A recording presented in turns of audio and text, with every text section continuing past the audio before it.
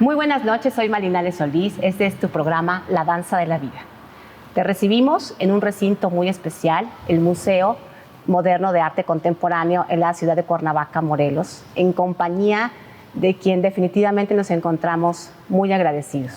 Compañera del muralista contemporáneo a nivel mundial mexicano más importante, un muralista que nos conmueve y que nos lleva a un himno hoy de omnipresencia en este recinto.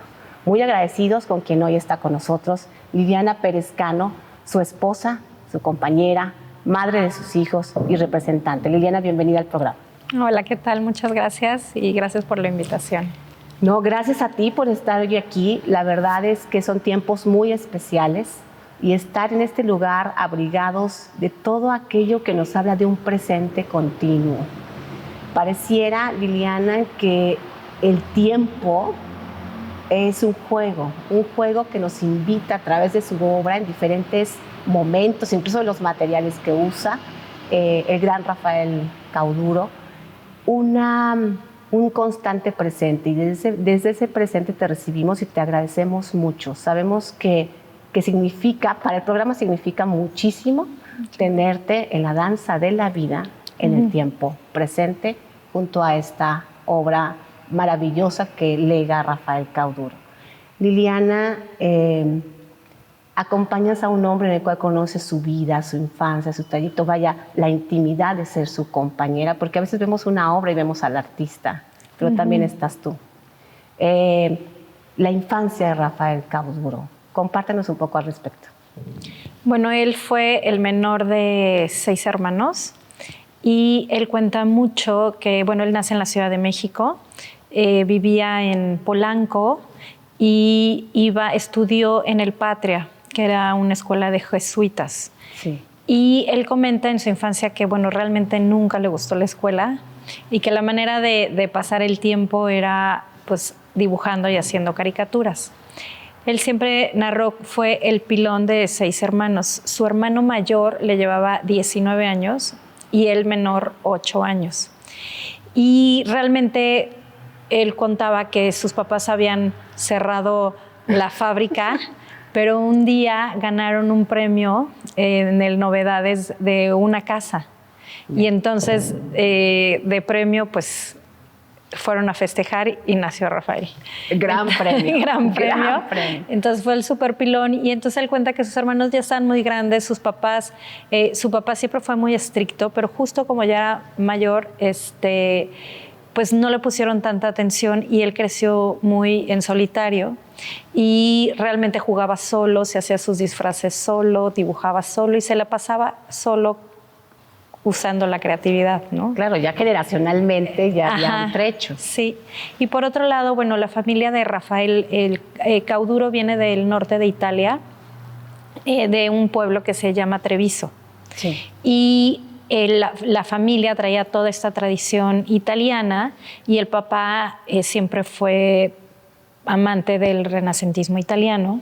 Entonces Rafael crece mucho con esta influencia. O sea, el papá lo lleva mucho a museos, y le enseñaba libros, dibujos de Miguel Ángel, de Leonardo. Entonces Rafael crece mucho con Caravaggio también, con esta influencia. Y su madre le encantaba la ópera. Entonces crece una infancia, por un lado, usando su creatividad al jugar solo, pero con una influencia artística importante. ¡Qué combinación! Sí. ¡Qué combinación que resulta en esta magnífica obra! Liliana, el proceso creativo. Todos los artistas, todos tenemos alguna cosita que hacemos en particular, tenemos una forma de inspirar, tenemos algo. ¿Cómo era el proceso creativo de Rafael Cauduro en sus diferentes proyectos? ¿Había algo que no debía acontecer? Porque también eso luego el carácter, también con la sensibilidad se vuelve muy agudo, entonces pasa la abeja y es un estruendo total. ¿Cómo era Rafael? Bueno, él siempre fue muy perfeccionista. O sea, sí es una obsesión su perfección. Y sobre todo en los inicios él es un gran dibujante, impresionante, o sea, hacía unas cosas que dices, wow. Y para hacer un cuadro, en el estudio tenemos una cantidad de bocetos de cada cuadro que lo ensayaba y lo ensayaba y lo ensayaba hasta que quedaba perfecto. Y son unos dibujos divinos, que si era la mujer sentada, parada, ¿no? O sea, hacía como que todas las opciones hasta que realmente encontraba qué era lo que cómo lo quería. Sí. Entonces, primero era el proceso del boceto. Ya que tenía la idea de qué era lo que quería transmitir, siempre trabajó mucho, o sea, con la fotografía. O sea, todos los modelos tomaba fotografías. Y era gente, o sea, a veces a la gente le llama la atención, pero eran gente de su cotidianidad, ¿no? O sea, sus amigos, el jardinero, la señora que trabaja, familia, o sea, no era... Muy bien, ahí se me hace muy interesante porque hay un cuadro precisamente que en un ratito estaremos observando, que se llama Ángeles. Ajá. Cuando yo lo vi el primer día fue como ángeles, ¿sabes? Ajá. Y sé que tú en varios cuadros estás, modelabas, hacías una creación en conjunto. Sí. ¿Cómo era esa experiencia para ti, Liliana? Pues te digo que era muy obsesivo. Entonces él tenía muy claro que quería pintar. Tal cosa. Entonces sí te ponía a actuar y se enojaba. No tienes que poner cara de pasión o de enojo. O, por ejemplo, a mí me pintó mucho en Salomé cuando hizo la ópera, y entonces me decían, no, le arrancaste la cabeza, o sea, porque haz cara de, ¿no? Y entonces yo, ok, ¿no? O pues muchos cuadros, así se lo tomaba muy en serio. Entonces en todos cuando posaban, sí le decían, no, ahora agarra aquí. Y entonces se fijaba hasta cómo tenías que poner la mano, el dedo. O sea, tenías así de, ahora ya logró lo que querías y la cara así como, o sea, lo que quería que... Calambre por 3 días sí. y ya quedó. Sí, y entonces ya tomaba fotografías, pero tomaba fotografías, o sea, de la uña de cada parte, no del cuerpo, sino si tenías la mano, era el dedo, la muñeca, ¿no? Sí. Para sacar perfectamente, o sea, si ves en los cuadros hasta la piel se ve el vello, ¿no? Sí, esa perfección. Entonces, bueno, sacaba las fotografías y luego hacía un trazo con acetatos y proyectaba y ya trazaba en lápiz en el lienzo, y luego ya empezaba todo el proceso de las texturas, que eso ya era también otro gran trabajo. Él trabajó muchos años con Carla Hernández, que fue su primera esposa, y juntos hicieron pues todas las bases, pues las técnicas, ¿no? Cómo lograr el óxido, lograr paredes, el derruido, las láminas, o sea, toda esta parte que es un trabajo muy, pues, de mucho estudio y aparte de mucho trabajo de meses. O sea, a mí Rafael tardaba en hacer un cuadro como 3 meses. O sea, a veces a mí me sorprende cuando veo artistas de que, ay, ¿cuántos? No, hago 3 a la semana. Yo digo, ¿cómo? ¿No? ¿Cómo sucede? Sí, ¿cómo haces eso? ¿No? Y él se tardaba 3, 4 meses en hacer un cuadro. Entonces, bueno, sí era un proceso bastante largo. En el cuadro de Ángeles estás tú, ¿y es tu hija la que está atrás o es un...? Soy yo varias veces ahí, o sea, como nos parecemos, sí, pero bueno, ahí todavía ni existía, todavía no estaba. Y él hacía varios cuadros a la vez. Y algo que platicó mucho es que él estaba pintando un cuadro y el cuadro que estaba trabajando se lo llevaba a dormir. Entonces se dormía con él y él lo que decía es que cuando, o sea, sabía cómo el cuadro durante la noche platicaba con él y al día siguiente ya sabía cómo tenía que seguir interviniéndolo. Entonces siempre todas las noches le llevaban un cuadro y ya se dormía. O sea, lo que para él era importante era dormirse viéndolo y despertar viéndolo. Y por ejemplo, en el caso de los murales que hizo en la Suprema Corte de Justicia, que estás hablando de que yo recuerdo haber visto los pequeños bloques, sí, o sea, no hacía eso claramente, o se llevaba bloques. Pues lo que pasa, sí, o sea, en algunos es todo el trabajo que hay detrás de los murales, es un rompecabezas, ¿no? Aunque el cuadro, bueno, por supuesto es una pieza y ese no se lo podía llevar, pero... Sí. Algunos de los murales sí son ciertas piezas que a lo mejor la pieza era pues de este tamaño, ¿no? Que después se enlazaba con otras, pero sí se los podía llevar, aunque sí era mucho más complicado, ¿no? Ahora, tenemos en su obra mucho material que de momento vemos que la tubería, que el poliuretano, que, diferentes materiales que proponen, medidores, cosas que son externas que de alguna manera te llevan a un interno. Aparentemente están externas y rompe la biodimensionalidad, pero te da un sentido interno. ¿Cómo era este encuentro con estos materiales? O sea, él iba, los compraba, iba, lo veía y lo recogía. ¿Cómo funcionaba esa parte? Pues la verdad no, o sea, bueno, de las tuberías, ahorita te cuento, pero realmente de tuberías eso era más de fotografía, o sea, donde sí era, por ejemplo, se iba a los tiraderos y recogía láminas. Entonces, por ejemplo, o sea, hay cuadros que es una lámina, el que dices de Los Ángeles, Sí. esa es una lámina que encontró en un tiradero y la forma ya era esa, o sea, como están, que se ven como los dos ángeles, así era ya la pieza. Entonces él la encuentra en el tiradero, se la lleva al estudio y es cuando ya la pinta, ¿no? Sí. Entonces los cuadros que pinta, los de ángeles, que hay muchos sobre láminas, sí son de tiraderos, pero ya las coladeras y eso tenía, pues mucho es fotografía. O sea, no tanto que se llevara la tubería y se llevara, o sea, no recuerdo ver ahí que tuviera Además de que las llantas sí, a veces cosas más grandes, por ejemplo, los rines y eso sí, pero lo demás era más bien a través de la observación. O sea, él tenía horas, podía estar contemplando lo que fuera, ¿no? Entonces, pues vamos a ir con el público a observar este cuadro de Los Ángeles que está aquí en exposición actualmente en el homenaje que recientemente se llevó a cabo en el Museo Moderno de Arte Contemporáneo, que es una belleza y no nos podemos perder.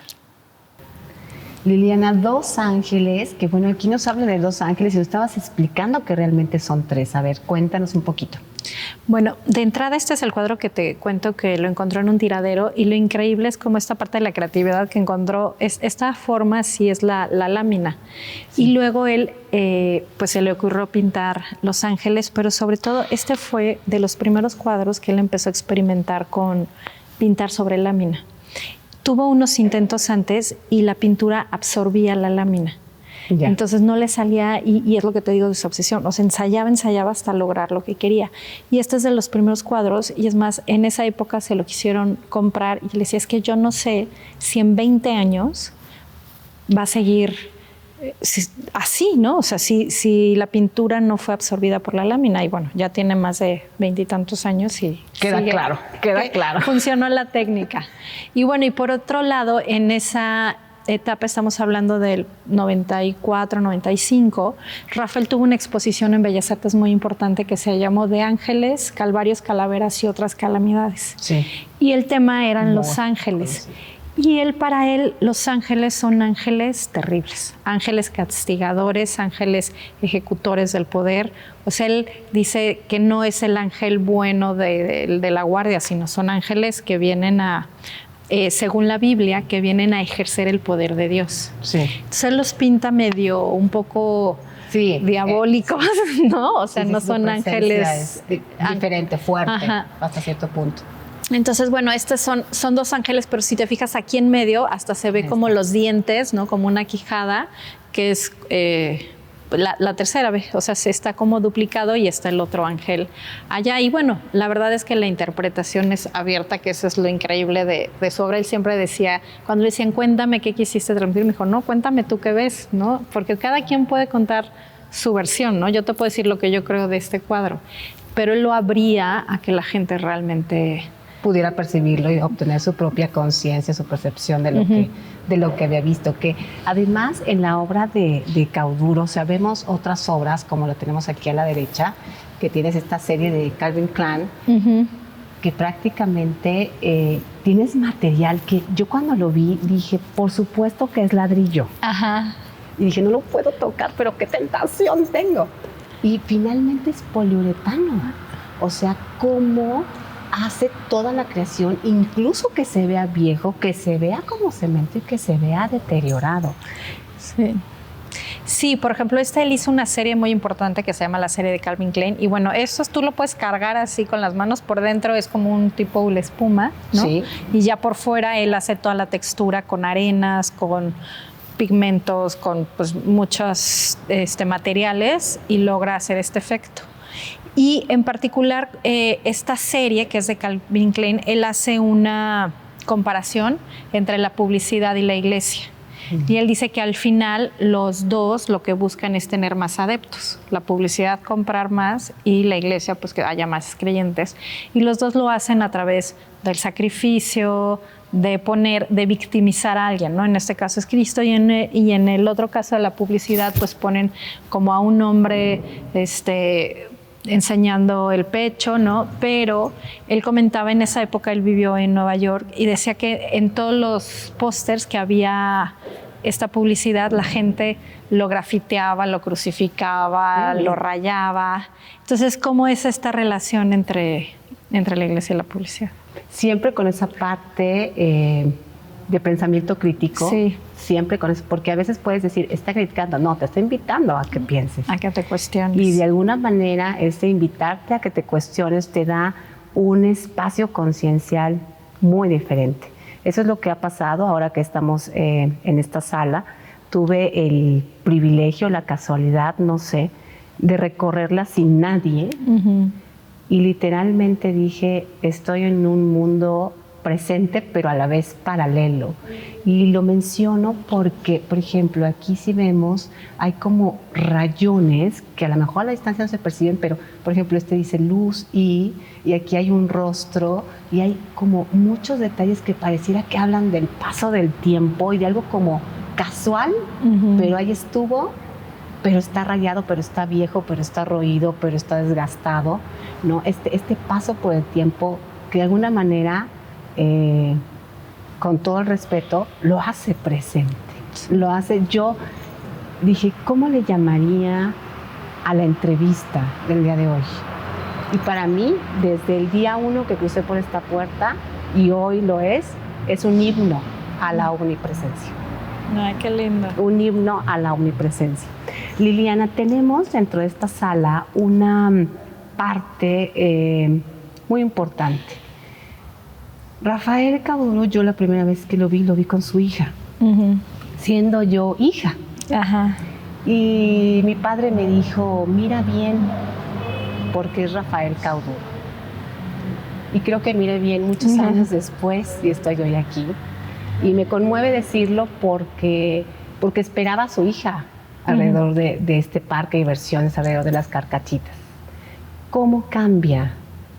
¿Qué es el antes y el después en el hombre Rafael Cauduro? Vamos para allá. Bueno, este cuadro se llama El embarazo. Soy yo embarazada de mi primera hija, de nuestra primera hija, que se llama Juliana.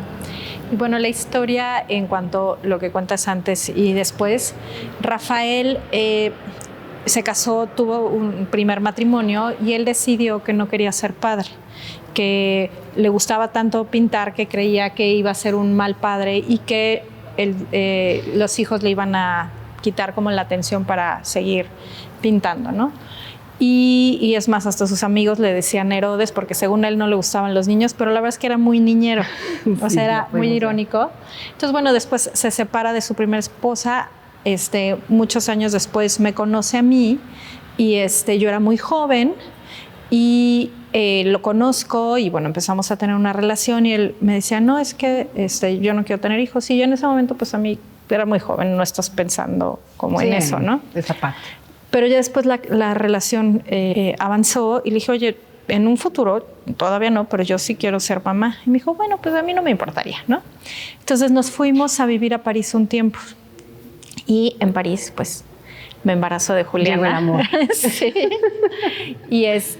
Y bueno, me embarazo de Juliana y para él sí fue muy fuerte en un inicio por dos razones. En uno, como asumir la paternidad, que era algo, me encantó el día que te conocí, escuché una entrevista que no la había visto y él comentaba que la paternidad era algo que él no había pedido, que no era algo que quería y que había pensado en su vida, pero que le llegó como un gran regalo y que no lo cambiaría por nada, ¿no? O sea, fue algo que él no esperaba. Sí. Cuando le llega dice, no sé qué voy a hacer, pero ya que sucede, bueno, la parte fuerte es que Juliana nace con discapacidad, nace con síndrome de Down, entonces es doble el duelo, ¿no? Es asúmete como padre y aparte con una hija con discapacidad que realmente, pues, no sabíamos nada sobre la discapacidad y había mucha desinformación, estábamos muy ajenos, entonces sí fue difícil en un inicio, no solamente ser papá, sino de una niña con discapacidad. Entonces él pinta este cuadro, al principio yo estaba embarazada, y primero me pinta embarazada y ya después nace Juliana, y es cuando después termina el cuadro y abre la panza. Y bueno, esto es, él estuvo en el parto, entonces él vio por eso mucho las tijeras, porque pues le tocó ver, ¿no? Pero cómo, Liliana, cómo tú no esperabas el embarazo, él tampoco esperaba ser padre. ¿Cómo recibes tú la información de ser mamá en algo que de entrada no estaba en planes? ¿No? ¿Cómo le dices, en qué situación le dices a él que va a ser papá? Pues la verdad es que también para mí fue una sorpresa, o sea, con mucha pena lo digo, pero me di cuenta que estaba embarazada casi a los 6 meses de embarazo. Muy mal. Entonces fue a mí porque, o sea, pasaron ciertas cosas que yo no me di cuenta que estaba embarazada. Entonces cuando me doy cuenta, pues ya tenía casi 6 meses. Entonces sí fue un shock, ¿no? Sí, y entonces, mucha información. Sí, y de ahí pues se lo tuve que decir, y pues también él así como, ¿cómo? Y aparte 6 meses, o sea, ¿de qué me hablas, no? Sí, o sea, ya avanzado. Sí, entonces pues realmente fueron 3 meses para asimilar que, o sea, que venía, un o sea, amor fue parisino. Exacto. Entonces sí fue todo muy acelerado porque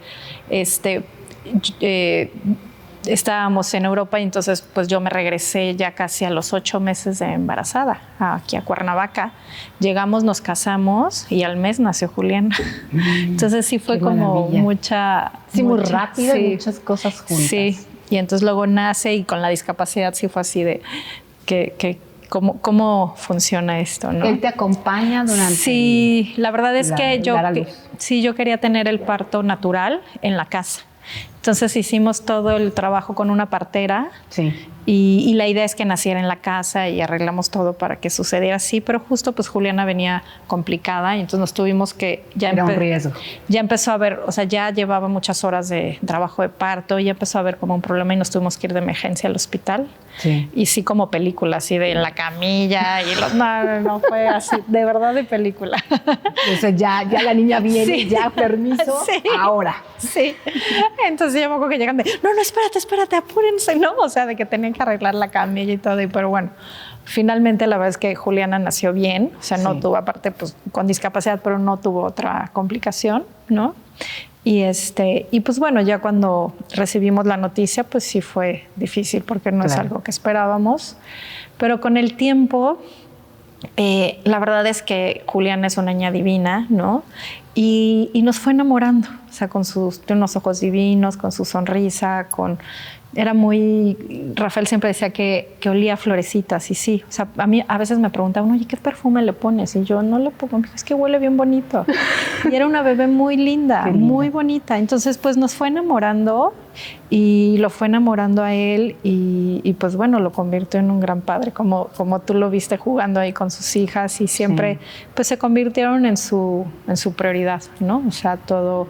Ya después le cambió la vida, y sí, siempre pensaba primero en ellas que cualquier otra cosa. ¿Cuál es la principal transformación como ser humano y compañera, en este caso de Rafael, pues lo tenías al ladito, que tú observaste en él? Pues mira, a mí, o sea, y lo digo porque ahora me lo reitera mucho la gente, me dijo, es que Rafael fue uno antes de ti y otro después de ti. Y lo que me cuentan es que él antes era como un artista más... pues seco, más aislado, como más... ¿Introvertido? No introvertido, pero como que sí se creía un poco más, y como el artista famoso. Me dijo, y contigo se volvió sencillo, más humano, o sea, muy cálido. Entonces me decían, era otro. O sea, un día me encontré un coleccionista, y me decía, es que le cambiaste la vida, ¿no? O sea, se volvió muy, muy humano. O sea, encontró como... Yo creo que, y no lo atribuyo a mí, la verdad, lo atribuyo mucho a Juliana, que te cambia los valores de las cosas. Te fijas en las cosas importantes y sencillas, cómo las cosas sencillas se vuelven importantes. Que ahí podemos conectar perfectamente, fíjate que es particular decirlo, porque hay una serie que habla sobre la discapacidad. Y esta discapacidad magnificada a todos los temas. Exacto. A la capacidad de sentir, a la capacidad de pensar, a la capacidad de proponernos hacer algo diferente y decir, bueno, puede no suceder, pero si sucede, ahí estoy, ¿no? Y como esa circunstancia, de alguna manera, ahorita que lo dijiste, fue como, quizá no estaba desarrollada esa capacidad. Y entonces de esa aparente discapacidad viene alguien que tiene a capacitarlo. Exacto. Y es una belleza cómo la vida te mueve y cómo hace que recibas el mensaje a veces de las maneras más inesperadas. Un tema muy sensible, Liliana, no solamente por el hecho de que ustedes lo viven cotidianamente, sino porque hemos perdido la capacidad de muchas cosas como personas, para empezar de comunicarnos. Por otro lado, la capacidad de apreciar. Yo recuerdo, Liliana, acompáñame para que lo vea también el público, recuerdo el primer día que vine y que escuché la explicación con la gente encargada de este museo, que creo que lo ha hecho lo mejor y que con las mejores intenciones, por ahí Ángel y Juan Pablo, en fin. Todas estas cosas que son necesarias, pero la pregunta es, ¿de verdad son necesarias? ¿Somos más necesarios como humanos? Yo vine y dije, yo realmente me quedé impresionada de la discapacidad de la gente, de poder, y lo digo con el corazón en la mano, un gran artista, el mejor, o sea, el muralista contemporáneo mexicano. Dije, ¿dónde está mi gente? ¿Dónde están los que tendríamos que estar aquí? Y de eso quiero relacionarlo con esta obra, Liliana. Me voy a pasar un poquito para acá. Porque, bueno, creo que no sé si empiece ahí o es una serie más grande y esto es solamente una, no sé. No, es la serie, o sea, no hay como un orden de que empieza, sino realmente lo que te platicaron es que él cuenta que el ser humano es un ser discapacitado por naturaleza y que necesitamos de prótesis para sobrevivir. Entonces, que si no fuera por estas prótesis, a diferencia de los animales, no podríamos estar, por ejemplo, en la intemperie, ¿no? Entonces, no tenemos piel, entonces creamos la prótesis de ropa para sobrevivir, y abrigos y los zapatos que están acá, ¿no? Para poder caminar. Y a raíz de nuestra propia discapacidad, entonces se genera la cultura de la moda, ¿no? Entonces, como al ser un ser discapacitado por naturaleza, creamos por el razonamiento y la inteligencia estas prótesis que se genera una cultura, la tecnología, la luz. Por ejemplo, él habla de cómo vas creando, y no solamente las cosas básicas, sino se genera, por ejemplo, el maquillaje, ¿no? Todo lo que existe alrededor de la belleza, que es toda una superficialidad que surge a raíz de la naturaleza que eres tú, y cómo a veces te tratas de cubrir a través de... No, y también muy manejada, ¿no? Porque al final del día sí hay ciertas necesidades. Pero bueno, si nuestros ancestros hablaran, probablemente necesitaríamos mucho menos de lo que tenemos. Exacto. Y entonces dice que da lo mismo que usemos una silla de ruedas, unas muletas, un coche o un avión. No nos podemos transportar por nosotros mismos, ¿no?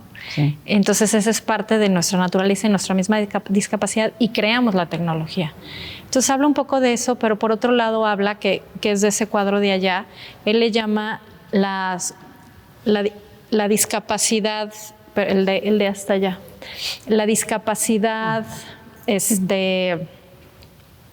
silenciosa, que es como la no tolerancia, o sea, cómo discriminas al que es diferente, cómo crucificamos a lo diferente, ¿no? Y cómo a través de no solamente es la discapacidad, sino la intolerancia, la discriminación, toda esa parte de violación a los derechos humanos, o sea, cómo él le llama las discapacidades que ofenden. Y que tenemos que poner atención, ¿no? Que no sea. Y entonces pinta este este personaje que es una especie como de Robocop, ¿no? O sea, que cómo la tecnología lo abriga, pero a la vez la misma sociedad lo crucifica, y cómo de alguna manera también son órtesis que son los apoyos que vamos necesitando, ¿no? Que la gran pregunta sería, ¿y quién es el discapacitado Exacto, aquí? exacto. Y que fue lo que nosotros descubrimos a través de Juliana, decir, Juliana, al contrario, ¿no? Son mucho más sinceros, más puros, más abiertos, y nosotros nos cubrimos de muchas cosas, ¿no?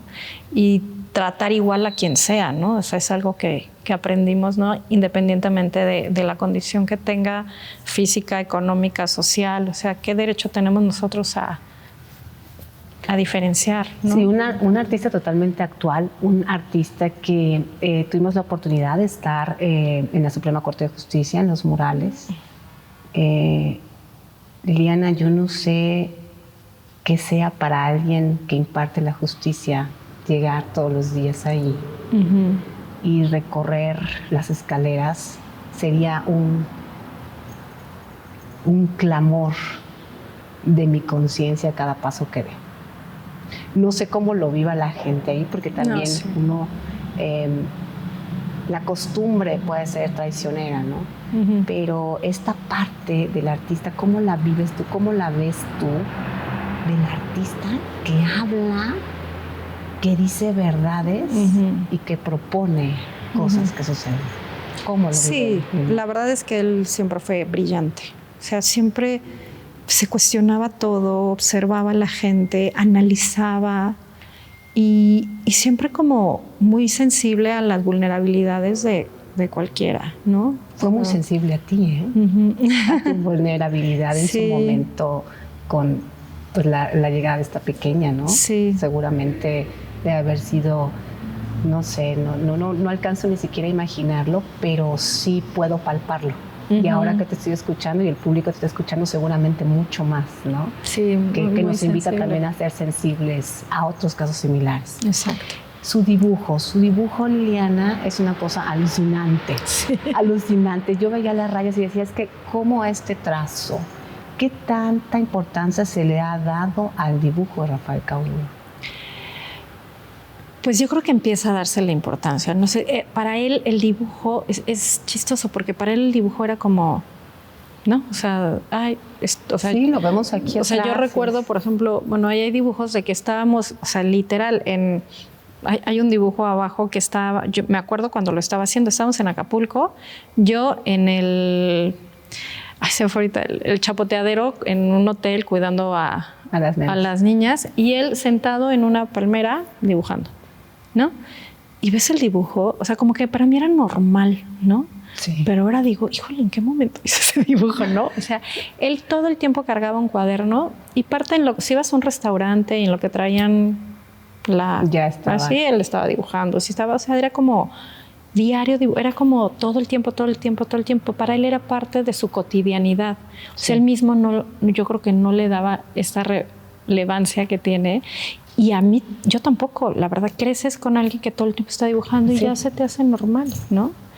Y ahora, cuando me metí más al estudio a ver, yo digo, es que qué locura. O sea, y yo me acuerdo cuando los estaba haciendo y cómo le hacía y cómo hacía y decía, ay, qué bien le sale, tan ¿no? Casual. No, ahí sí le sale, ¿no? Y ahora digo, es que qué barbaridad, qué impresión, ¿no? Y él no enseñaba su dibujo como parte de su obra, sino era parte de su proceso. Que ahora dices, wow, o sea, sí es súper importante, ¿no? Sí, y además tiene algunos dibujos que estamos viendo en la pantalla con el material que nos apoya dentro de la entrevista, en donde hace crítica, ¿no? Hace una crítica a lo que es pues los gobiernos, las sociedades, la cuestión política. Desde esta perspectiva, Liliana, él dentro de su carrera de alguna manera se finca aparte. Se finca aparte, pero está incluido dentro de su mensaje. O sea, están todos, pero tiene como esta magia. Por eso hablo del himno a la omnipresencia. Porque yo lo siento ahorita aquí tan vivo y al mismo tiempo en el dibujo y al mismo tiempo en la obra y al mismo tiempo en que una obra era de color morado y ahora ya no tiene el color morado. Es el color real de este tiempo que de alguna manera me está diciendo, somos tan pasajeros que estate en el momento presente, que si no estás ahí, no estás. ¿Cómo percibes al artista que se finca solo, que va experimentando, que lleva diferentes materiales, que incluso materiales pues riesgosos en su momento, en esta aventura y en este caminar solo? Digo, trabajó en la tallera de Siqueiros, sé que admiro a Siqueiros, sé que admiro a Caravaggio, sé que admiro, pero la soledad y luego en un artista no es fácil. Pues sí, él un poco, o sea, sí él era muy solitario, por ejemplo, pero como te contaba, desde niño y luego de joven, sus amigos sí ha tenido muy buenos amigos, pero él le gustaba la soledad, o sea, no era alguien que sufriera la soledad. Sabía estar ahí. Ajá, y es más, le decían en la prepa y universidad, sus amigos le decían fantomas, porque decían que de repente estaban en la fiesta y de repente Rafael pues desapareció, o sea, se engentaba y desaparecía y ni avisaba, ¿no? Y no le gustaba a la gente, o sea, sí él en cortito podía estar horas, o sea, una reunión de 4 o 5, mucha gente a él lo agobiaba, o sea, por ejemplo, algo que yo cuento mucho es que, por ejemplo, las exposiciones no le gustaban, no le gustaba hacer exposiciones, por eso él deja un tiempo de hacer exposiciones porque se abrumaba, ¿no? Y también algo que es muy lindo, para él tampoco le importaba esa parte del éxito. O sea, él le gustaba pintar. Cuéntale, Iliana, por favor, lo que me contaste hace un rato, porque tiene que ser para el público delicioso esta parte tan coloquial, en donde cuéntalo por material y en la calle lo que acontece. Cuéntalo, sí. Por favor.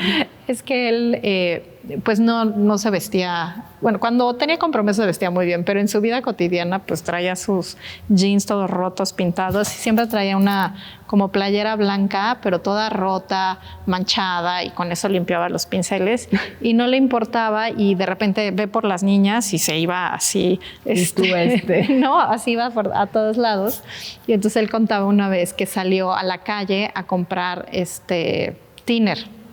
Entonces traía una botella y entonces él iba caminando vestido así para ir a la tlapalería y que nada más veía cómo la gente se cambiaba de banqueta conforme él se iba acercando, y entonces de repente él así como que, y de repente se ve y dice, ay, ahora yo soy el té por 8, ¿no? O sea, entonces pues con ese humor también, sí. Curiosamente tan contrastante que platicaban varios en su homenaje, y por otro lado también como momentos de mucha profundidad. Sí, mucha profundidad. O sea, él podía, es lo que te digo, estar horas hablando. La música era muy importante para él. ¿Qué tipo de música frecuentaba? Más la ópera. O sea, de Mozart y Beethoven era su máximo. Hay piezas especiales que le gustaban mucho, y también le encantaba la música jarocha. Le encantaba. Entonces, lo que contaban era, depende de qué música llegaba y ponían en el estudio, ya todos sabían de qué humor iba, bueno. cómo iba la cosa, ¿no? Entonces, si ponía jarocha, dijo, no, hoy estamos contentos, todo está ¿no? bien.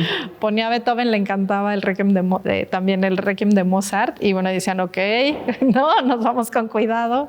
Entonces, eso era una parte importante. Y algo muy importante que tú hablas mucho del paso de tiempo es el deterioro, ¿no? Que es el sello de su obra. Sí. Y para él el deterioro es vida. A través del deterioro, él dice que construimos cosas que las dejamos muertas, ¿no? Una casa, tú destruyes la naturaleza, construyes una casa, la dejas perfecta, pulcra, pero está muerta. Y con el paso del tiempo va llegando la hormiguita, la arañita, el musgo, la humedad, y entonces se va llenando de vida. Y la naturaleza vuelve a apropiarse de las cosas que nosotros destruimos. Y el tiempo es vida, ¿no? Entonces el deterioro es vida, o sea, no te estás muriendo, estás viviendo, estás creciendo, y eso es lo que tú ves, lo que todos vemos al sentirte esta empatía, porque todos vivimos ese paso del tiempo, pero no es malo, ¿no? O sea, el tiempo, la vejez no es mala, ¿no? Es como, al contrario, es la vida que te va sucediendo, ¿no? Y la vas disfrutando. Que es una perspectiva que finalmente nos da una sociedad actual, porque si nosotros vamos a tiempos remotos, los sabios eran los consejos de los viejos. O sea, donde los jóvenes iban a nutrirse de información y sabiduría de la vida era con los viejos. Entonces, una invitación a una perspectiva donde lo viejo no es viejo, donde lo viejo renueva. Exacto. Entonces, sí, es una presente invitación dentro. Y yo creo que es lo que lo hace en Liliana totalmente magnético, porque su obra es magnética. O sea, hay algo de uno. Hoy en la mañana lo platicaba con alguien, me platicaba, estoy muy feliz, no quepo de felicidad porque voy a tener la entrevista. Y es como una energía que te llama, porque tú eres también eso. Sí, y algo que tiene mucho su obra, que es lo que llama la atención, es que en sus obras siempre o estás tú representado o eres testigo. O sea, tú no hay un cuadro que no veas y de alguna manera te involucra en algo. O sea, por ejemplo, yo ahorita veo el tiradero, pues estoy consciente, claro que he visto gente tirada en la calle. O sea, es una realidad de mi país. Sí, claro. O sea, de alguna manera te vinculas siempre a la vida cotidiana, ¿no?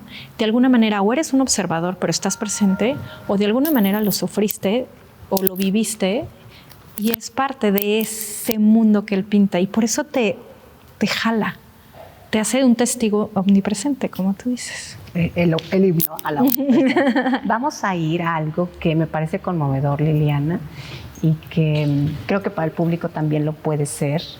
Cuando yo lo escuché por primera vez, dije, qué manera de cruzar el umbral del miedo a la muerte. A la muerte. Porque normalmente es un tema no fácil. Y cuando yo, mira, nada más de acercarme, ya los vellitos se me erizaron. Cuando yo vine y me paré, la verdad es que yo directamente no lo había visto. Ajá. Me hicieron verlo, gracias a Dios, los que estaban. Y ya viendo a detalle que hay diferentes nombres en este Tzompantli, compártenos tú, porque por un lado a mí me representó valor, me representó honestidad, me representó mi realidad también, y me representó el reconocimiento a un gran artista. Bueno, él, como dices, tenía un sentido del humor muy negro, la verdad. Y él, pues sí, se burlaba de la muerte de alguna manera. Y a través de su obra siempre representó la muerte a través de Tzompantlis, a través de trenes. O sea, de alguna manera la muerte siempre aparece en su pintura. Sí. Y el Tzompantli, que es muy repetitivo en su obra, para él era justo la muerte, pero también este pasado prehispánico nuestro, ¿no? O sea, ¿de dónde venimos? Sí. Y un arraigarte a tus raíces. Entonces lo pinta, y que es a través de la muerte, ¿no? O sea, cómo perderle miedo a la muerte, y este festejo del mexicano al Día de Muertos, ¿no? Sí. Entonces él es lo que plantea y lo que él creía, ¿no? Entonces, de alguna manera aquí, que pues lo pintó desde el 94, o sea, era como, pues algún día voy a estar ahí, ¿no? Y pues no creímos que algún día sí iba a estar ahí. Y sí, o sea, pone a sus amigos, unos ya no están, otros sí, pero es la manera de reírte de la muerte. O sea, él tampoco no era una persona muy pues dramática o así, sino realmente para él la muerte no era algo que le temiera o que, pues sí lo confrontaba, ¿no? Como todos, pero bueno, se preparó mucho. Pero mira, fíjate, hoy estando tú y yo aquí paradas, una vez más vuelve a ser ese carácter irónico, de alguna manera, porque al tú estarnos explicando esto, de alguna manera se hizo un cruce de algo. Liliana, la danza de la vida, el logotipo tiene una bailarina, hacemos comunicación, pero desde ese danzar con la vida, en este caso Rafael lo hace a través de la pintura de diferentes temáticas. Las bailarinas, sabemos que tiene una serie de bailarinas y no podemos dejar de preguntarte, entre ellas este cuadro. Sí, bueno, a él le encantaba el ballet y obvio, pues las bailarinas. Rafael, a lo largo de su obra, ves como la estética del cuerpo para él era muy importante. Y las bailarinas muchísimo. Entonces sí hay sobre todo en los años 80 tenía una obsesión por las bailarinas y pintó muchísimas bailarinas. ¡Qué bueno! Sí, son unos cuadros maravillosos. Y en este particular fue por encargo para una exposición en particular y le pidieron que abarcara como el tema de la consagración de la primavera. Sí. Y él pues así lo interpreta y crea los materiales, que es bien importante hablar, como esta parte de la lámina y el oxidado, ¿no? Como él a través del óxido logra esta técnica del deterioro, lo que tú decías, cómo el color va cambiando. Por ejemplo, cuando dijiste, dije, a lo mejor se veía medio morado este vestido, y con el deterioro que él lo hace intencional, él quiere que el cuadro vaya envejeciendo solito, o sea, con el tiempo, y vaya transformándose, y es parte de la vida que el mismo cuadro va teniendo, ¿no? Entonces esta oxidación pues va cambiando, ¿no? No es lo mismo un cuadro de ahorita que hace 20 años, aunque es muy poquito, ¿no? Lo que va cambiando, pero tiene esto. Y pues bueno, lo que te decía que las bailarinas y fanático del ballet. ¿Cuántos cuadros conforman esta serie?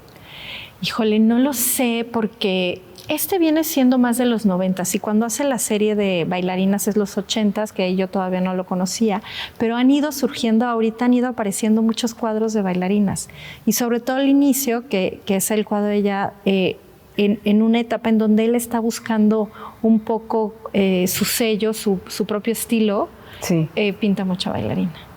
Tenemos aquí, y esta sí eres tú, porque eres tú, esta técnica nueva, esta técnica con este material que lleva a una pregunta obligada. ¿En qué momento Rafael Cauduro comienza a trabajar con este tipo de materiales, vidrio? Entiendo que tiene que ver algo con el talco. Tú sabes mucho mejor que yo cómo fue. Bueno, Rafael hizo, como te comentaba, una exposición en el 94 en Bellas Artes. Sí. Y al lado, en el Museo Franz Mayer, estaba un italiano. Estoy viendo así, dijo, no, yo la dejo a ella. Sí. Al lado había una exposición de un italiano que se llama Narciso Quagliata, que es un especialista en vidrio y el gran maestro del vidrio. Y entonces se conocieron porque estaban pues enfrente uno del otro, y Rafael fue a ver su exposición, él fue a ver su exposición, y los estaban fascinados y se hicieron íntimos amigos. Sí. Y entonces Narciso le dice, queda fascinado con su obra, y Narciso, las escuelas más importantes de vidrio están en Portland, en Pilchuck. Sí. Y le dice, tienes que venir a hacer una estancia a trabajar en vidrio. Y Rafael le dice, ¿yo qué voy a hacer con vidrio? Le dijo, no me importa. Entonces él hace todo un trámite para que inviten a Rafael a hacer una estancia de 3-4 meses a experimentar con el vidrio. Lo que hacía este lugar, que la verdad muy interesante, invitaban artistas que no trabajaban en vidrio para que fueran y experimentaran con el vidrio y crearan nuevas técnicas, que es lo que le pasa a Rafael. Entonces Rafael llega a Portland, pues al principio era como, ¿y yo qué hago con esto? ¿No? O sea, no tengo idea, nunca he trabajado con vidrio. Y en este proceso de ir experimentando, que yo creo que es lo que Rafael ya tenía así de naturaleza, empieza a experimentar con el vidrio, y los mismos de la escuela, o sea, decían, wow, es una técnica de vidrio sobre vidrio. Entonces, por ejemplo, esto es una placa de vidrio blanca, que es una placa pues como si fuera un acrílico, ¿no? Pero es vidrio. Sí. Todos los materiales es vidrio artístico, no es vidrio cualquiera. Y justo venden, te entregan, tú puedes comprar polvo de vidrio de diferentes, es más, abajo te los voy a enseñar porque abajo pusimos una muestra.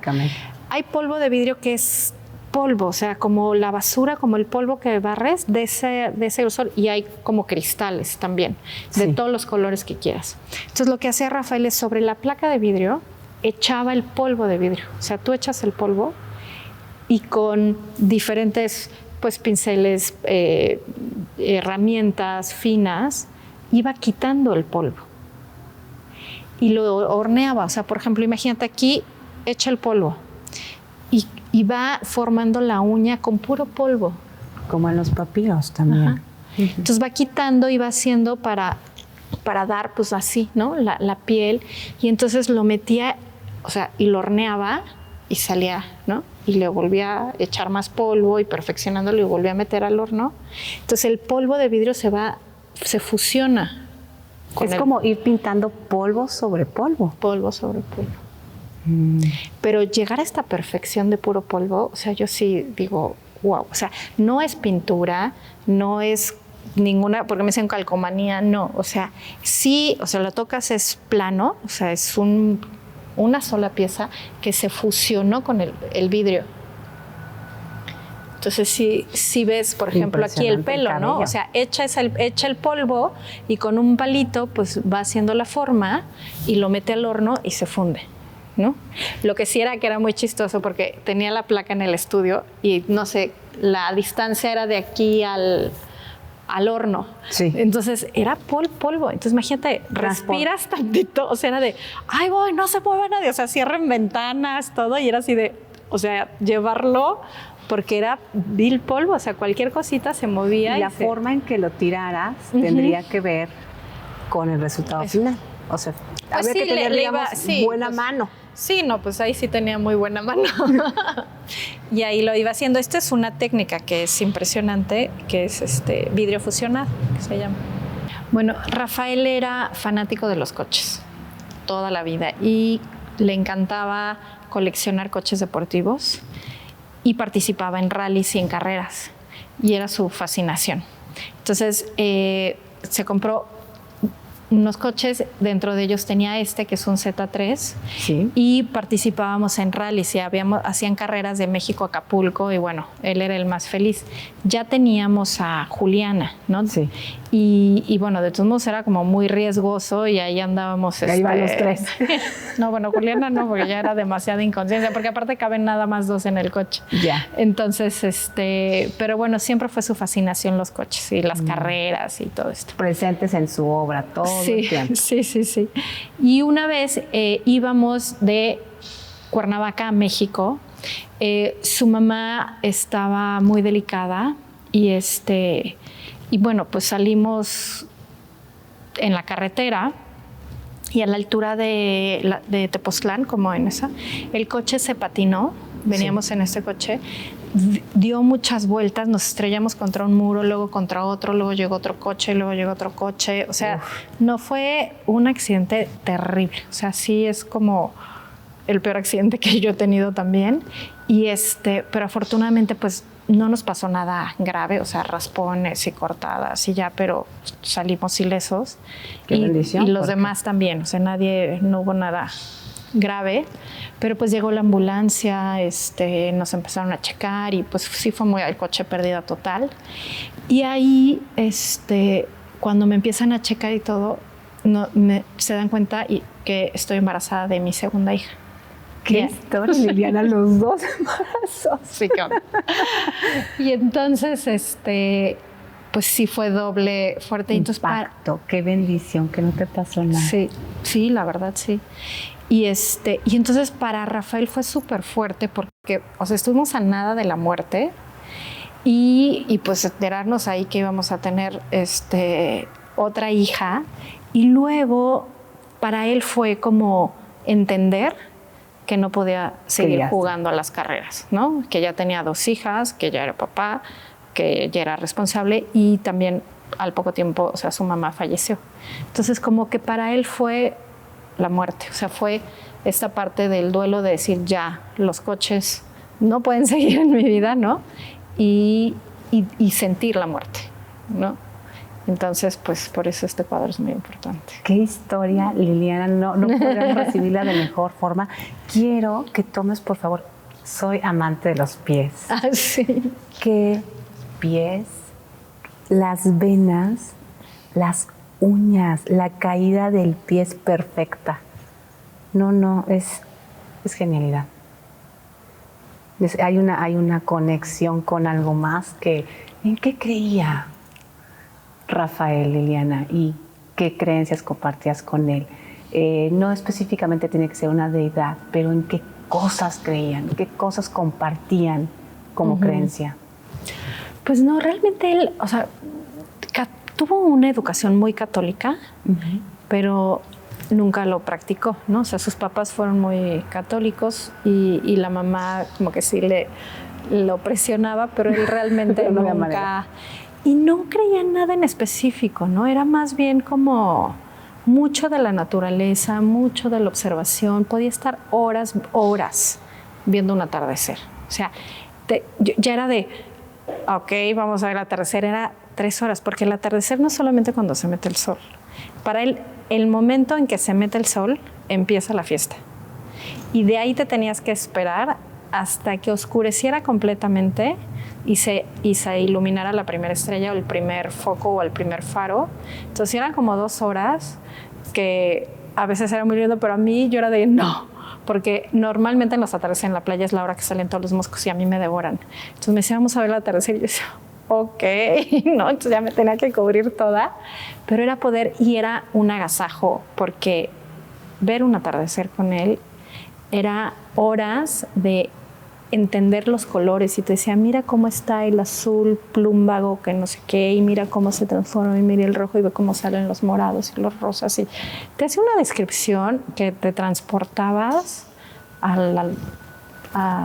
pues al paisaje, ¿no? A la naturaleza. Oye, Liliana, pareciera una pregunta simple, pero pues la curiosidad nos lleva ahí y te la voy a hacer. ¿Cómo era ir a un museo con Rafael Cauduro? Pues mira, mientras vivimos en París casi un año, y compró el pase, puedes comprar un pase anual. Sí. Entonces, riguroso, por lo menos 1 o 2 veces a la semana íbamos al Louvre, pero íbamos a ver una pieza. Entonces, por ejemplo, su pieza favorita, que siempre lo cuento, era la Balsa de Medusas. Por lo menos 1 vez a la semana pasábamos a ver el cuadro, a sentarnos 1 hora a verlo. Y entonces era este transporte al tiempo, al color, a la técnica, y podía estar horas observándolo, ¿no? Y para mí, pues fue un gran maestro.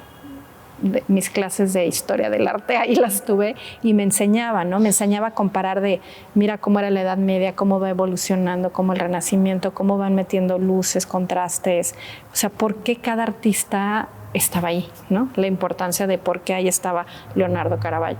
Y me explicaba, por ejemplo, algo que decías, wow, está para él, ¿no? Él me decía, aquí está la Mona Lisa, y atrás, me dice, la gente se amontona a ver la Mona Lisa. Y lo que no saben es que enfrente está el mejor cuadro de Leonardo, que es la Virgen de las Rocas. Y volteas y enfrente está el cuadro, que es la Virgen, vacío. Y él, bueno, me detallaba la perfección de Leonardo, cómo te transmite lo que sientes, el cuerpo, la cara de la Virgen, que es como esta belleza masculina, femenina, o sea, que no sabes qué es el bebé, o sea, entonces ahí estabas horas, ¿no? Entonces sí era un goce, la verdad, ir a un museo con él. Liliana, qué envidia, era Sí. muy grande, perdóname que te lo diga, Sí. pero qué envidia. El día que fue el homenaje, el último día que fue la presentación del libro, yo tuve el privilegio de coincidir poquito, pero creo que coincidí en un momento que tenía que llegar exactamente, no pude estar desde antes por causas múltiples. Y hablaban un poco acerca de la ciencia y de esta cosa de que nos estamos oxidando. Uh-huh. Tú, yo, nuestras fotos no son las mismas de antes. Claro. Somos las mismas, pero esto ha evolucionado dentro y fuera. Y encontramos dentro de la mesa a un arquitecto, nos compartías, y decía que alguien le preguntó, ¿y qué le dirías tú a Cauduro hoy en día? Y él contestó, no tendría nada que preguntarle, porque si lo abrazara, o sea, cada vez que nos abrazamos, nos oxidamos, y eso que tomas de esa persona, de alguna manera eres tú, nos estamos, digamos, fundiendo entre todos. Sí. Hoy por hoy, si yo te hiciera esa pregunta a ti, ¿qué me contestarías? Pues sí, o sea, es como parte, bueno, en mi caso es parte de mi vida, ¿no? O sea, lo conocí a los 19 años y fue un transitar pues muy interesante, con cosas sorprendentes, otras no tanto, o sea, como la historia de cada uno, pero sí me doy cuenta que a veces sí fue vivir la vida un poco diferente a lo de los demás, ¿no? Sí. Y eso lo atesoro mucho, ¿no? O sea, el privilegio de haber podido tener experiencias pues muy lindas, muy, esto como te cuento del museo, como cosas que ahora como adulta lo veo para atrás y y me siento muy privilegiada, ¿no? de haber sido parte de esa historia. Liliana, no sé qué le quieras más decir al público. Yo lo único que te puedo decir es que mi pensamiento, mi emoción y mis 3 planos del ser humano han trascendido a través de este encuentro y que querría eso o mucho más para todo el público. Liliana, muchas gracias. No sé si quieres algo más compartir con el público, invitarlos. ¿Qué viene para esto? ¿Hay alguna exposición próxima? ¿Hay un libro que salió recientemente? ¿Cómo la gente puede adquirirlo? ¿Cómo pueden estar? Las redes sociales van a estar constantemente. Sí. Rafael Cauduro es un artista vivo. ¿Cómo la gente se puede acercar a próximas exposiciones y el libro? Pues bueno, del libro lo que comento es que luego a mí me da pena porque el libro sacamos 5,000 ejemplares y se acabaron en 3 meses. O sea, sí fue... Qué maravilla. Sí. Entonces, bueno, estamos viendo una segunda edición. No sabes cómo nos lo han pedido porque se agotó luego. Tiene que, sí, claro. Sí. Entonces, bueno, ahorita el libro está en stand-by. Justo estamos viendo esa posibilidad.